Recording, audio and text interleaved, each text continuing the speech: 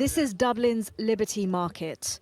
But the freedom that was once on offer here is starting to show signs of erosion. But we're bringing the people into the country, and the minute you get here, you get everything. They're getting a medical card, they're getting house, only people are living on the street. So, I mean, I don't see, there's no fairness. Larry calls downtown Dublin a no-go zone. There's no way I go down because it's like a no-go area. It's so many nationalities into town that people are afraid to walk down the town. If it wasn't before, it certainly could look like a no-go area today. Dublin's night of violence has left its Black Friday shopping weekend quiet. People off is the main reason. I'm surprised it didn't happen sooner, to be honest. If you're helping other people, help the people as well that have been here longer. Otherwise, it's going to create conflict. There are divided issues here, but Ireland is a welcome place for immigrants. The unrest came after anti-immigration sentiment grew in small parts of the country, some of it exacerbated by crimes attributed to migrants.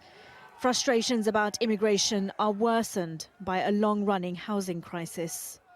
In Dublin, house prices and rents are simply unaffordable. That means overcrowding in socially deprived inner-city areas. Homelessness is also at record levels. Aisha and Sabina say immigration has become the scapegoat. Thursday night's violence has frightened them. It is shameful that we had to cancel the Supran because of the things that happened in town. We have the service users who are vulnerable as well, but this type of incident never ever has happened. Even though you call the country your home and you give all you can, you do what you can to give back to the society. But if something like this happens, you do feel unsafe and you do feel unwanted.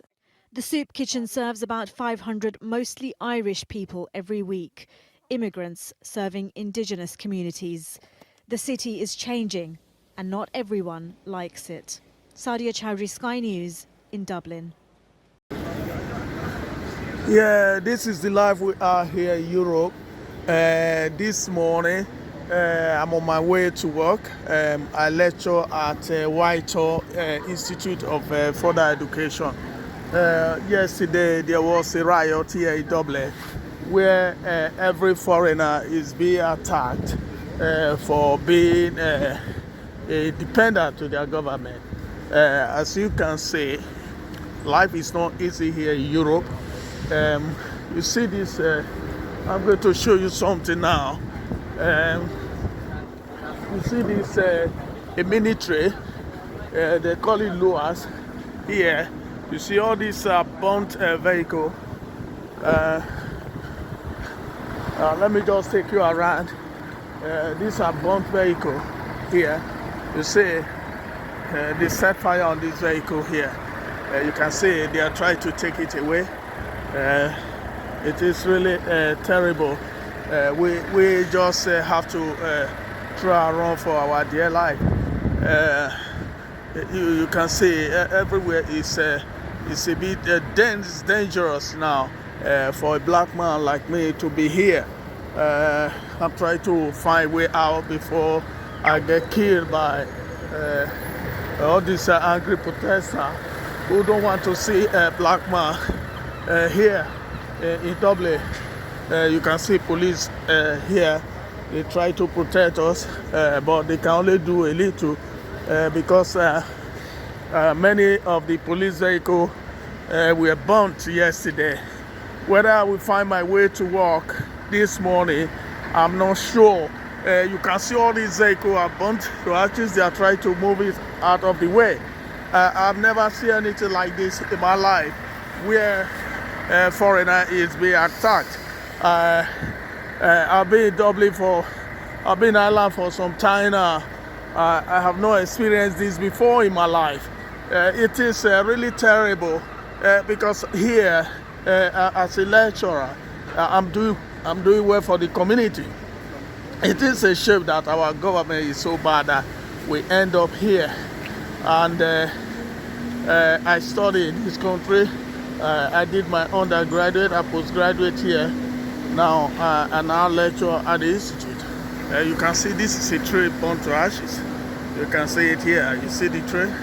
It's completely ruined by angry protesters who doesn't want to set eyes on foreigners. These are the people who sleep all day, all night, who don't want to do anything with their life. They are blaming their failure on people who simply come down to this place or who came down to Ireland to work, you know, to assist their country. It is a shame that my country is so terrible that it is not adaptable for any human being, that we all have to end up here in foreign land where we face discrimination, abuse of all levels every day of our life. And the little money you make here, you still have to pay your rent, pay your mortgage if you buy a house. Sometimes you have to pay for your insurance, you have to pay for your road tax and all sorts of things. And the little money that is left with you is being sent to Nigeria, for instance, you know, to make a small place for yourself, where you also see angry mob in Nigeria who claim to be your family member, slaughtering you, stealing money from you. If you speak, if you talk about it, now they take your name to one kind useless native doctor who will now be plotting to kill you simply because you just speak out, you know, so that they don't take your money. But one have to be careful. Whichever way you look at it, it is terrible life. Life is terrible. You can see the damage done by the angry protesters. The number of people killed is yet unknown. We just watch on and see if there's any news on that. I understand that many people were injured, and even it's a risk, you know, for me to be here now. I'm quite scared now. You know, don't know what to do because it's dangerous. It's dangerous. I'm proud of myself, really proud of myself, because I'm a lecturer here in Dublin. I'm not ashamed of that. I studied so hard here to be in this position. Someone who wants to kill me for doing that will be whole responsible for that. It's not easy, you know. I just have to bring this video because everywhere is quiet. It's empty. You can see all these streets are usually very, very busy. There's no way out of it. But now it's empty land because of the risk. It's very hard before you see any black people here.